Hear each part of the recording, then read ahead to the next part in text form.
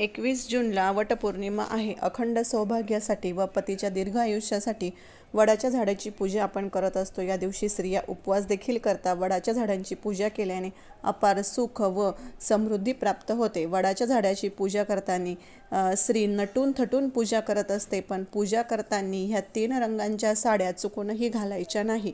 तर त्याच्यातला सगळ्यात पहिला कलर म्हणजे काळ्या रंगाची साडी, त्यानंतर पांढऱ्या रंगाची साडी. पांढरा रंग हे जरी शांततेचं प्रतीक असलं आणि महादेवाच्या पूजेमध्ये जरी पांढऱ्या रंगाची साडी आपण आवर्जून घालत असतो, पण सौभाग्याचं जी पूजा असते त्यामध्ये पांढऱ्या रंगाची साडी घालायची नसते. त्यानंतरचा तिसरा रंग म्हणजे निळा रंग.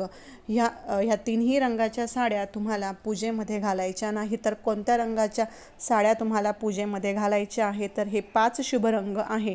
हिरवा, लाल, पिवळा, केशरी आणि गुलाबी. या 5 रंगांपैकी तुम्ही कुठल्याही रंगाची साडी